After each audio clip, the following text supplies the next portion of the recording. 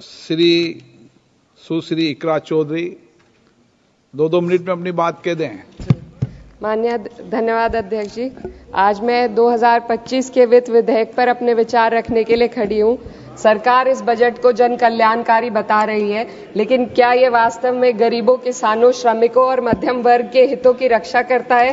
क्या ये युवाओं को रोजगार देगा? क्या महंगाई में राहत देगा? लगातार हम पढ़ते आ रहे हैं कि भारत की जीडीपी पिछले 10 वर्षों में दोगुनी हो गई है और हम जापान और जर्मनी को पीछे छोड़ते हुए 27 तक दुनिया की तीसरी सबसे बड़ी अर्थव्यवस्था बनने के ओर अग्रसर है। लेकिन यह उपलब्धि तब फीकी पड़ जाती है जब हम प्रति व्यक्ति जीडीपी के आंकड़ों को देखते हैं, जिसमें भारत विश्व स्तर पर 100 से अधिक देशों से पीछे है। 23-24 के लिए स्थिर कीमतों पर प्रति व्यक्ति जीडीपी केवल 1,24,600 रुपए है। ये कोई आश्चर्य की बात नहीं कि सरकार इस डेटा पर बात करने से बचती है, क्योंकि वे ये नहीं समझा सकते कि पूरे देश की जीवन स्तर में वृद्धि क्यों नहीं हो रही। वे ये नहीं बता सकते कि देश में इतनी गहरी आय असमानता क्यों बनी हुई है और आम नागरिकों को आवश्यक सेवाओं तक पहुंचने में इतनी कठिनाइयां क्यों होती हैं। सरकार दावे करती है कि भारत की अर्थव्यवस्था दुनिया में सबसे तेजी से बढ़ रही है, लेकिन इस विकास का लाभ केवल अमीरों को मिल रहा है। आज हमारे देश में शिक्षित युवा नौकरी की तलाश में दर-दर भटक रहा है। सरकारी नौकरियों में लाखों पद खाली पड़े हैं, लेकिन भर्ती नहीं हो रही। निजी क्षेत्र में भी नौकरियों की संख्या घटती जा रही है।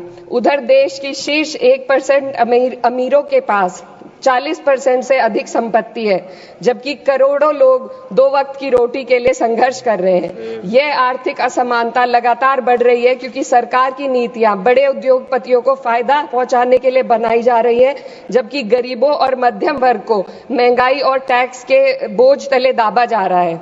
जब यह सरकार सत्ता में आई थी तब $1 लगभग 60 रुपए के बराबर था और आज 83 तक पहुंच गया है। Sir 2 minute. रुपए की इस गिरावट का सीधा असर आम जनता पर पड़ता है। इस सरकार की मौजूदा वित्तीय नीतियां पूरी तरीके से अमीरों के पक्ष में झुकी हुई है। भारत एक समाजवादी देश है जहां सरकार का कर्तव्य है कि शिक्षा, स्वास्थ्य, यातायात जैसी बुनियादी सुविधाओं का लाभ अपने नागरिकों को पहुंचाए और उन्हें समान अवसर और सुरक्षा दे। भारत के सरकारी स्कूलों और अस्पताल की हालात लगातार बद से बदतर होते जा रहे हैं। सर बस किसानों पर अपनी बात रखना चाहती हूँ। हमारा देश तब तक सशक्त नहीं हो सकता जब तक हमारे किसानों को उनका हक नहीं मिलता। 2023-24 में भारत की 46% श्रमिक आबादी कृषि क्षेत्र में कार्यरत थी, फिर भी इस क्षेत्र को नजरअंदाज किया जा रहा है।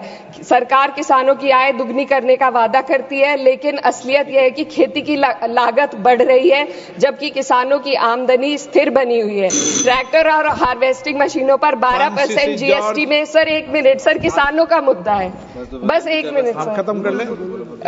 हार्वेस्टिंग मशीनों पर 12% जीएसटी से किसानों को परेशानी और बढ़ रही है। यदि सरकार इस बोझ को कम कर दे तो खेती में फायदा होगा। साथ ही साथ प्रधानमंत्री किसान सम्मान निधि के तहत जो मिलने वाली राशि है उसको बढ़ाकर 6,000 से 12,000 कर दे तो किसानों की आय में फायदा होगा।